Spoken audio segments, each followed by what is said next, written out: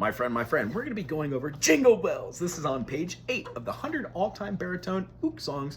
These are great tunes to get strumming and play finger-style melodies. The chords from this song are going to be an A major. We're also going to have a D major. The E is not going to be just an E major. We're going to remove one finger just for an E7. Pretty cool. And then a bar across the whole second fret, and then put down your third finger on the 4th fret of that lowest D string, giving us B minor. And then I do enjoy this one. First finger, 1st fret on the D, 2nd finger on 2nd fret of the G, skip this B entirely, and play this finger all the way up top on the E string, 2nd fret for that F sharp, and we get a B7. What a great chord. So follow me here. I always go to the first measure to see what key this is in. There's 3 sharps, so it's in A. C, no sharps. C, D, E, F, G. When we go 5 notes away, that has our first sharp, F sharp. G has 1 sharp, D has 2, and A has 3, which means D also has F sharp, but it added C. Why? F, G, A, B, C. It's 5 notes away from its sharp. So the circle fifths is what we're talking about, and it helps you just to get accustomed to know that B has 5 sharps, E has 4, A has 3, D has 2, G has 1, C has none. C sharp has 7, and then F sharp has 6. When we go through the process of seeing these notes, it also formulates and correlates with what we're doing as far as our scales go. So a good idea to do is play melodies with your hands over one section or another. It'll help you stay steady without poking around where the melody is. Yeah, you could play the note dashing through the snow with one finger, but how honest and interesting it would be to stick with your finger bass and have it over the fret you're playing. 2, 2, 2, open, 2, 2. What's the point of moving the finger around when you could just have the least amount of movement, and knowing where I was really cool. So it has a home base. So what we're gonna do is we're gonna try and keep with that. So let's first go over the chords. When we are playing this, it's in 2-2, which means we're gonna go 1, 2, 1, 2. It's almost like a march back and forth. It just doesn't have the feeling of 4-4. It's not as defined. It's shorter. So what we do is we're gonna have half notes per measure. There's only gonna be 2 beats per measure, which means if you have 4 quarter notes, that's fine, because 2 quarter notes fit inside of 1 half note. Still fills the measure fine. Here we go. We're gonna be playing the rhythm. 1, 2, 1. We're dashing through the snow in a 1-horse. Here comes the D. Sleigh. Hold it for the fields. Here's the E7. So we're gonna play just 1 finger, and then we're gonna play that out for another measure. All the back to the root, the A major. Bells on bobtail ring. Another measure till we go to D right here. Right. Quick change to B minor. It is to ride on. Here's our E7. Sleeping song to the root. Where we go now is we're gonna go, some people go, oh! If they do, just pause for a second. And then we can go right into the A major for the jingle bells, jingle bells. We're gonna go to D, back to A. Way back to the D. Oh, what fun! Back to the A. It is to ride. Here's our awesome chord of a B7. Yeah!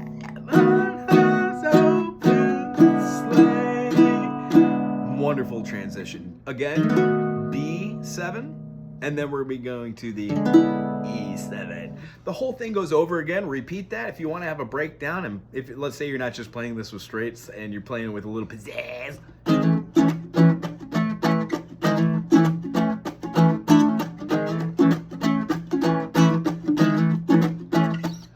We're dashing through the snow in one horse open sleigh. Over the fields we go, laughing all the way. Something along those lines. You can start off slow with dynamics and do a fun rhythm pattern. If you're interested in what I was just doing there, it's kind of like a move back rock and roll bluesy kind of thing. So check it out. I was doing a broken pattern. Down, down, down, down, up, down. Down, down, down, down, up, down. Well, I think it would be nice. It's that rhythm.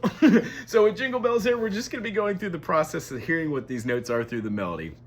The only difference between the whole song being jingle bells, and any melody that you want to play it, is at the end, it has a secondary repeat. So it means rather than going to the first ending, one horse open sleigh, and then going back to the top and singing it again, at the end of the second one, we do the one horse open sleigh after we sing Jingle Bells as the ending, except for we're not going from a B major 7 to a E7. We're going from an E7 right back to that A.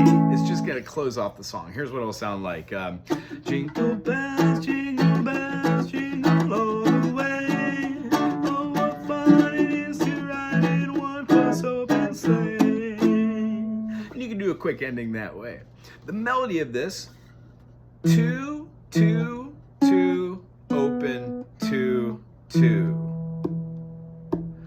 2, 2, 2, 2, open, 2, 4, because it's part of the B minor. If you play your B minor like that, just make sure that you're doing your melody with your first finger here, and then have enough room for your third.